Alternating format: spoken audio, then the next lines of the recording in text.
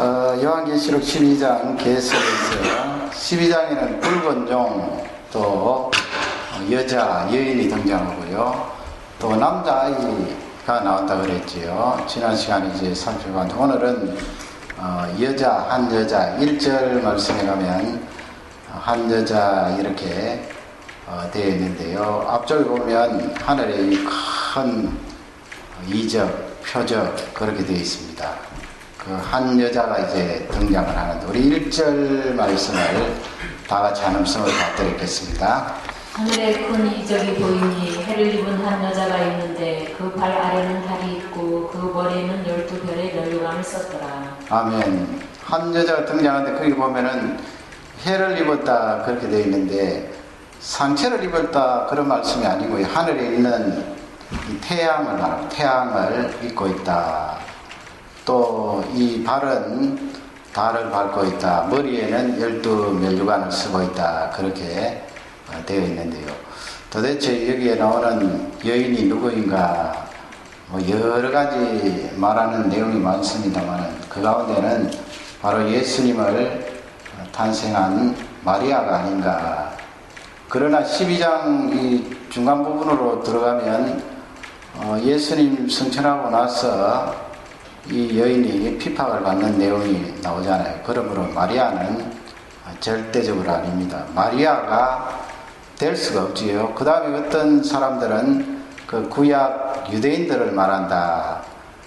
유대인도 아니지요. 그 5절 말씀에 그 남자아이 바로 예수 그리스도인데 예수 그리스도께서 하늘로 승천하고 난 뒤에 이 여인이 고통과 핍박을 받잖아요. 유대인들이 어디 그런 일이 있습니까? 그러므로 여기 나오는 여인은 유대인도 아니고 또 마리아도 아니에요. 누구라 그랬습니까? 바로 우리죠. 우리 교회, 하나님의 교회. 그 예수님 태어나실 때까지 지난 시간에 살펴본 대로 여자의 후손은 뱀과 원수가 된다. 그런 창세기 3장 15절 말씀에 의거해서 거기 나오는 여자는 그 남자 없이 아기를 탄생시킨 동정녀를 염두에 두고 말씀을 하셨습니다만은 더 큰 의미는 그 교회를 말해요. 교회. 예수 그리스도의 신부된 교회. 구약의 교회가 메시아를 낳았잖아요. 그 아브라함도 구약 교회의 성도고, 이삭도 성도고, 야곱도 성도고, 모세도 성도고, 다윗도 성도고, 요시아도 성도고, 솔로몬도 성도고 말이죠. 구약 교회 여인이 메시아를 낳았어요. 같이 고난을 받고 죽임을 당하면서 메시아를 낳았습니다. 그러므로 1절에 나오는 그 여인은 바로 교회를 말합니다. 교회. 그래서 거기 보면은 해를 입었다, 태양을 입었다 이 말씀은 예수님께서 가지고 계신 그 영광과 찬란함과 그 광채를 반영하는 것을 말하지요. 그리고 달을 밟고 있다 이 말씀은 통치권을 말합니다. 통치권. 그 재미있는 것은 시편 89편 37절 말씀에 보면 궁창에 있는 달은 달을 향하여서 확실한 정인이라 그렇게 했는데요. 궁창에 있는 확실한 정인인 달과 같이 영원히 경고하리라 그런 말씀을 했는데요. 이 달을 시인이 이야기하면서 영원을 그렇게 말씀했는데 물론 물질적인 하나님이 만드신 달을 말하면서 지금 달을 밟고 있다 이 말씀은 이 예수 그리스도의 피로 말미암아 세워진 이 교회가 영원히 이 세상을 다스리겠다는 그런 말씀이죠. 예수 그리스도의 권세를 힘입고 그분이 이 세상을 영원히 하나님 나라를 통치하시기 때문에 우리도 그 권능을 입어서 하나님의 교회, 하나님의 백성들이 영원히 이 하나님의 나라를 다스리겠다는 그런 말씀이 되었고요. 또 머리에 12면류관을 쓰고 있다 이 말씀은 12라면 지금까지 살펴본 대로 구약의 12지파, 신약의 12사도 그렇잖아요. 그 말씀도 교회를 나타내는 거예요. 구약의 성도, 신약의 성도. 그렇게 보시면 틀림이 없습니다. 여인이죠, 여인. 그런데 말이죠, 5절 말씀에 가면은 지난번에 잠깐 살펴보았습니다만은 우리 5절을 다 같이 한번 읽겠습니다. 여자가 아들을 낳으니 이는 장차 철장으로 만국을 다스릴 남자라. 그 아이를 하나님 앞과 그 보좌 앞으로 올려가더라. 이제 드디어 여인이 아이를 낳았지요. 그 구약 교회 이 사단이 얼마나 공격을 많이 했습니까? 그 남자 아기 예수 그리스도께서 탄생하지 못하도록 갖가지 방법으로 시기마다 그렇게 접근하여서 방해했지만은 하나님께서 어디 그 마귀에게 넘어가겠습니까? 우리 하나님은 우주를 다스리시는 분이요, 우리 사람을 향한 그 구원의 섭리를 반드시 이루시기 때문에 다 이기시고 승리하셔서 결국은 이 교회를 통하여 예수 그리스도께서 이 세상의 메시아로 오시게 되었습니다. 아이를 낳았어요. 그 탄생된 남자아이가 어떻다고 그랬습니까? 철장을 가지고 만국을 다스리는 그런 권세를 가지신 분이에요. 그러니 여인이 낳은 그 남자아기가 예수님 메시아다 하는 것을 알 수가 있어요. 시편 2편 9절 말씀에도 보면은 철장을 가지고 깨뜨리는데 마치 질거릇처럼 부수리라, 그런 말씀이 있는데요. 메시아에 대한 예언이 되겠습니다.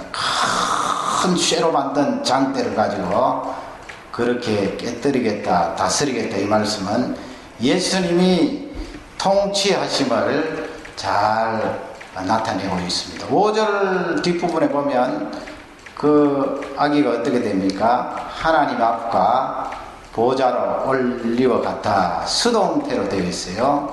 그 보좌 앞에, 하나님 앞에 올라가시는 그 내용이 나와 있는데, 아기인 메시아께서 이 세상에 탄생하시고 30년 동안 사시다가 또 3년간 그 핵심 사역인 공생의 사역을 감당하시고 뒷부분에는 십자가에 죽으시고 거기서 끝나신 것이 아니고 다시 부활하시잖아요.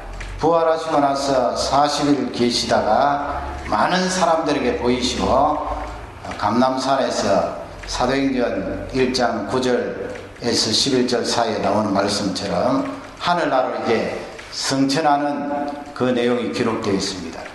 예수님 성천하는 것을 5절 하반절에 그렇게 기록을 하고 있습니다. 그러므로 여러분, 명확하게 우리가 12장 말씀을 해석할 때는 여인은 교회다, 그리고 태어난 남자아이는 바로 메시아 예수님이다, 그것을 꼭 잊지 마시기 바랍니다. 다르게 이야기하는 사람이 있으면 그건 틀려요. 이건 틀림없는 내용이에요. 전통적으로도 그렇고 대부분의 사람들이 동의하는 내용이기 때문에 다른 의견 들을 필요 없고 그렇게 해석하시면 되겠습니다. 그러면 오늘 중점적으로 살펴볼 것은 6절 말씀에 가면 여인이 도망을 한다 이렇게 되어 있거든요. 도망한다 그러면 우리가 좀 이렇게 겁이 나고 두려워서 어디를 피하는 그런 개념이 좀 뉘앙스가 담겨져 있습니다만 사실은 도피하는 거예요. 도피하는 거하고 도망하는 거하고는 조금 다르죠. 그래서 6절 말씀 우리 다 같이 한 음성으로 받들겠습니다. 그 여자가 광야로 도망하되 거기서 1260일 동안 저를 양육하기 위하여 하나님의 예언하신 곳이 있더라. 아멘. 그 여인이 이제 도망을 한다 그렇게 되어 있는데 어디로 도망을 합니까? 광야로, into the wilderness, 광야로 이제 도망을 하는데, 어떤 번역에 보면 사막으로 도망한다 그렇게 되어 있는데 사막하고 광야는 여러분 조금 달라요. 사막은 모래가 많잖아요. 물론 사막을 포함하겠습니다만은 그 성기에 있는 광야는 땅이 좀 단단하고 돌도 많고 말이죠. 거기에 잔풀이 들어있어요. 그러나 그 광야에 사람은 살 수 없고 짐승들도 거기에 살 수가 없고 또 이 광야에 물이 귀하고 말이죠. 그러니까 사람이 살 수 있는 적합한 환경이 아니에요. 그것을 이제 광야라 그런데 이 여인 교회가 이제 광야로 피한다 그러지 않았습니다. 피한다. 그러면 광야가 도대체 무엇입니까? 광야.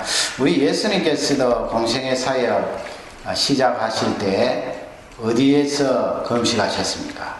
성경에 보면은 광야에서 그렇게 금식하셨는데 그때 천사들이 수종 들고 광야에서 사역을 준비하시면서 하나님께 기도하는 그런 내용이 나와 있는데요.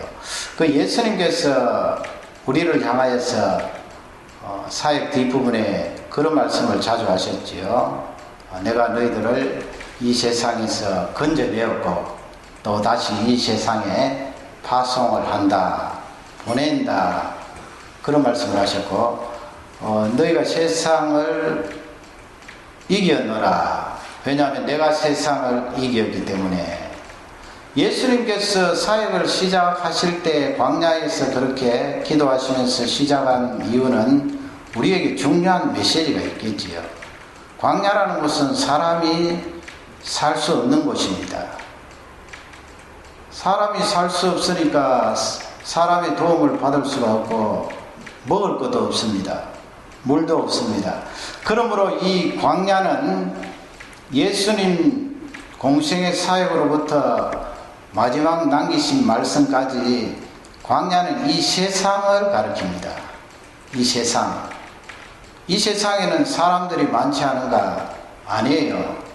사람들이 많지만은 이 세상에는 사단이 역사하고 사단이 활동하기 때문에 나에게 도움을 줄 수 있는 존재가 많지 않아요. 물론 우리가 예수 그리스도 안에서 서로 도와주고 위하여 기도하고 협력하고 그런 면은 있습니다만은 지금 성경에서 말하는 광야 이 세상은 하나님만 절대적으로 바라보고 하나님과 교제하고 하나님을 의지해야 될 그런 영적인 광야를 말씀을 하고 있습니다.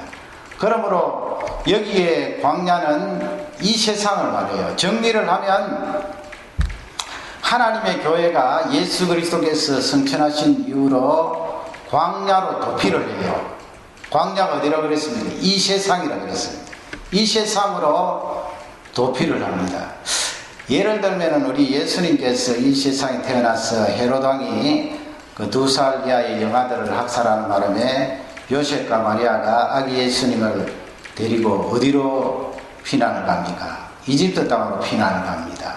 그렇게 피하는 거예요. 피하는데 왜 하나님께서 그렇게 광야 세상으로 피한다고 그렇게 말씀을 하시는가? 그것은 중요한 이유가 있어요.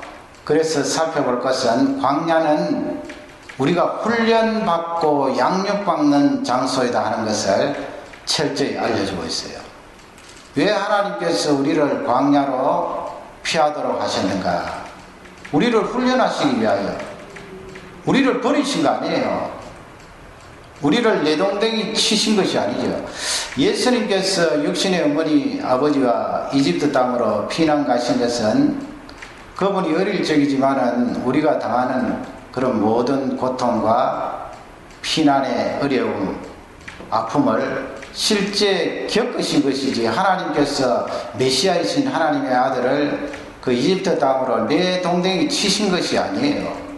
예수님께서 우리와 똑같이 아픔과 고통을 느끼시는 그 과정 중이라는 그런 말씀이 되겠습니다.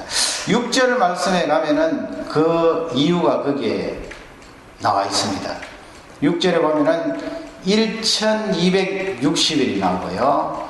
또 양육이라는 단어가 나오고 또 광야라는 그 장소는 예비된 장소이다 그렇게 나와 있지요. 누구에 의해서?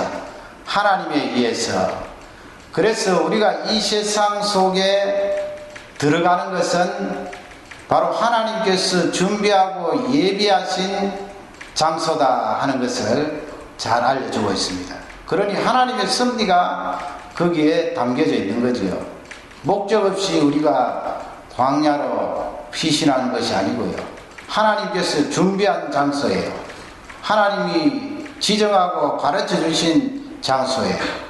그러므로 하나님의 교회에 우리는 반드시 하나님이 준비하신 그 장소로 들어가야 됨을 성경은 잘 알려주고 있습니다. 1260일 동안 거기에 광야에서 양육받는다 그러지 않았어요? 양육. 훈련 받는다는 말씀이에요. 하나님께서 그 세상 속에 있는 교회들을 훈련시키는 거예요. 훈련. 그래서 11장과 연결을 하면 하나님의 교회는 증거하는 교회지요. 증거할 때 심한 핍박과 어려움이 있는데 하나님께서 그렇게 어려움과 핍박이 있는 세상 속으로 하나님의 교회를 집어넣으시는 것은 훈련의 목적이 있어요. 양육의 목적이 있어요. 이 세상 살아가는데 여러분 사람들이 얼마나 많습니까? 옛날 같으면 뭐 조금만 시골로 들어가도 사람 만나기 어렵고 또 사람이 얼마나 귀한지 몰랐지만 요즘은 사람 얼마나 많아요. 세상 인구가 70억이 넘는데 말이에요. 하나님께서 우리 개개인에게도 광야 같은 이런 훈련을 시키세요. 이 많은 사람들 속에. 그러므로 부정적인 외로움은 우리가 될 수 있으면 극소화해야 되지요. 야, 내가 정말 외롭구나. 이렇게 외로워서 어떻게 살겠나. 그건 여러분 성경이 주시는 메시지가 아니지요. 그런 마음이 들 때는 빨리 기도를 하든지 성경을 읽든지 내 그 인간적인 외로운 것을 줄여줘야 돼요. 자꾸 그 방치하면은 안 되거든요. 그걸 줄이면서 사람을 만나든지 또 저 신앙의 사람에게 기도를 받든지 말씀을 계속해서 듣든지 그건 줄여야 되는데 영적인 외로움은 느껴야 돼요. 그게 광야잖아요. 이 세상에 사람들이 70억이나 되고 이렇게 많은 사람들이 내 주위에 있음에도 불구하고 나를 향하여 진정으로 도움을 줄 존재는 하나님 뿐이시다 하는 것을 철저하게 느껴야 돼요. 영적인 그런 외로움이 있어야 하나님을 의지하고 하나님을 붙들거든요. 이 말씀이 주시는 귀한 맥락은 그 광야를 체험하라는 거예요. 그 광야를 체험하고 하나님을 의지하고 하나님 아버지 이 세상에서 쳐다보고 의지하고 이 세상에서 바라볼 존재는 하나님 뿐이십니다. 예수 그리스도를 의지합니다. 그분을 바라봅니다. 이 체험이 있게 되면은 그 다음에는 사람 보는 것이 달라지고 하나님께서 그런 체험을 한 종들에게 사람을 보내셔서 우리를 만나게 하거든요. 그러므로 우리가 기도도 이렇게 여럿이 같이 합심해서 기도할 때도 있지만 영적으로 내가 외로움을 느끼면서 홀로 앉아서 하나님하고 대면하는 그 시간이 있어야 돼요. 그 시간이 깊어지면은 나 혼자지만 하나님과 만나서 대화하고 말씀드리는 그 시간이 너무나 아름답고 귀해요. 그런 광야의 체험이었기 때문에 내가 하나님 살아계신 그 존재 자체도 흔들흔들 하는 거예요. 여럿이 같이 설교하고 여럿이 같이 기도하고 여럿이 같이 찬양하는 그것도 있어야 되지만은 근본적으로 우리 삶 속에 광야에 들어가서 훈련받고 양육받는 그 영성이 있어야 돼요. 그러지 않으면 여러분 예수님께서 공생하기 전에 사역하시기 전에 왜 그렇게 광야 체험을 하셨을까요? 그 광야에서 맹수들이 울거리고 사람들이 있나요? 마실 물이 옳게 있나요? 하나님과 1대1로 성부와 교제하는 거 아니에요. 40일 동안. 그것이 우리에게 절대적으로 필요하고 중요하다는 거예요. 그것이 안 되면 이 세상 사는 것이 참 두려워요. 하나님을 믿어도. 흔들흔들해요. 일이 조금만 안 풀리면 막 짜증이 나고. 사람이니까 짜증이 날 수 있지. 그러나 뭐가 조금 꼬이면 점점 힘들어지고 하나님 존재 자체가 의심이 되고 그 광야 체험을 적게 했어요. 나 혼자 외로이 하나님 아버지, 마치 예수님께서 하루 전에 밤이 늦도록 아침부터 저녁까지 사역을 하시고 나서 그 다음날 일찍 일어나셔서 제자들을 그냥 두고 홀로 나가셔서 산속으로 들어가셔서, 그것도 어두어두한데 말이죠, 홀로 산에서 무릎을 꿇고, 광야 아닙니까 여러분? 그 많은 제자들, 수없이 따라다니는 군중들 다 뒤로 하시고 그 광야에서 하나님과 1대1로 교제하는 거예요. 말씀을 나누는 거예요. 그러지 않으면 여러분, 내 자녀가 나에게 무엇을 충족해 주겠어요? 내 옆에 있는 남편이 나에게 만족을 주겠어요? 내 옆에 있는 아내가 나에게 만족을 주겠어요? 일시적이에요. 어디 영원한 만족이 있고 영원한 해결이 있고 영원한 기쁨이 있나요? 근본적으로 우리는 삶 속에 하루에 한 번이 힘들면 일주일에 몇 번이라도 그런 광야에 들어가서 하나님과 1대1로 만나는 것이 있어야 돼요. 그게 되게 바쁘면 뭐 차 안에서도 그게 가능하겠죠. 아니면 책상 앞에서도 가능하고요. 이제까지 연결했던 모든 인간관계 다 내려놓으면서 하나님 아버지, 내가 바라보고 내가 의지하고 영원히 소망을 두어야 할 존재는 하나님 뿐이십니다. 그분과 말씀을 나누고 교제를 하는 거예요. 그게 있어야 내한테 에너지가 들어오고 하나님이 주시는 능력이 있어서 실제 이 광야와 같은 세상을 살면서 담대히 살아갈 수가 있지요. 1260일은 신약 시대를 말해요. 예수님 오실 때부터 재림하시는 그날까지 말이죠. 우리가 거기에 포함되어 있잖아요. 포함된 하나님의 백성들이 광야로 던져져서 거기에서 양육을 받는다고 그랬어요. 준비된 그 장소에서. 준비된 그 장소라니까요. 내가 캐나다에 왔으면 캐나다에서 훈련을 받아야 되고, 내가 한국에 가면 한국에서 훈련 받아야 되고, 내가 선교지에 나갔으면 선교지에 나가서 양육받고 훈련, 하나님이 준비해 주신 거지요. 어디 하나님의 백성이 내 마음대로 돌아다닐 수가 있나요? 하나님이 보내주셔서 오셨고 하나님이 인도하셔서 그 자리에 있는 거지요. 성경에 틀림없이 되어 있잖아요. A place prepared by God. 하나님께서 예비해 주시고 준비해 주신 그 장소에서 양육을 받는 거예요. 내가 외롭잖아요. 광야니까 말이죠. 하나님 아버지, 내가 예기치 않은 이 장소에 와서 얼마나 외로운지 모르겠어요. 얼마 전에 그 간정을 듣는데 어떤 선교사님인데 카자흐스탄에 갔는데 거기서 사모님이 순교를 했어요. 그분이 얼마나 울던지 참 가슴이 아프더라고요.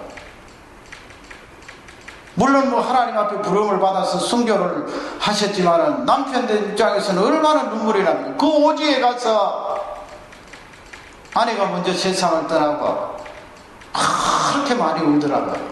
그 광야거든요. 누가 도와줄 사람이 있나요? 그러나 광야 같은데 하나님께서 준비한 그 장소에서 하나님 앞에 기도하며, 아내가 먼저 이 세상을 떠나고 하나님 나라 갔지만은, 그래서 이분이 나중에 쫓겨나서 필리핀 가서 사역을 하다가 계속해서 그 땅에 가기를 기도했는데 나중에 다시 가시더라고요. 하나님이 예비하고 준비하신 광야이기 때문에 이분이 그 나라를 사모하고 다시 가서 사역을 하는 것을 볼 수 있는데, 어떻게 그분이 아내 이런 원수와 같은 그 나라에서 다시 사역을 할 수가 있는가? 하나님이 예비하시고 준비하시고, 하나님 나를 선교사로 그 땅에 보내셔서 아내를 먼저 데리고 가셨지만 하나님이 준비하시고 예비하신 그 장소이기 때문에 나는 거기서 훈련받고 양육받으면서 두 정인으로서 귀한 사명과 능력을 감당하겠습니다. 그런 고백이에요. 여러분, 우리 인생은 호락호락하지 않습니다. 어떨 때는 예수님 탄생하셔서 그렇게 피덩이 같은 그 어린 시절에 이집트 땅으로 도망가야 될 그런 기가 막힌 연출도 있어요.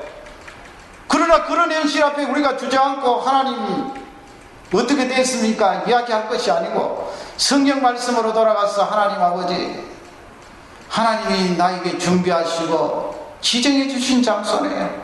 이곳에서 훈련받고 이곳에서 양육받고 두 증인의 사명을 감당하겠습니다. 그럴 때 우리 하나님께서 우리를 내팽개치신 것이 아니고 귀한 승리가 있다는 것을 우리가 깨달으면서 힘있게 살아갈 수가 있는 줄 확신합니다. 그러므로 하나님 믿는 백성들은 강한 힘이 있는 거예요. 에너지가 있고요. 누구라도 흔들 수 없는 그런 힘을 가지고 이 세상을 능력 있게 살아가는 줄 확신합니다. 이 말씀이 축복이 되기를 주님의 이름으로 축원합니다. 우리 다 같이 기도하시겠습니다. 말씀을 생각하면서 기도하겠습니다. 기도하겠습니다.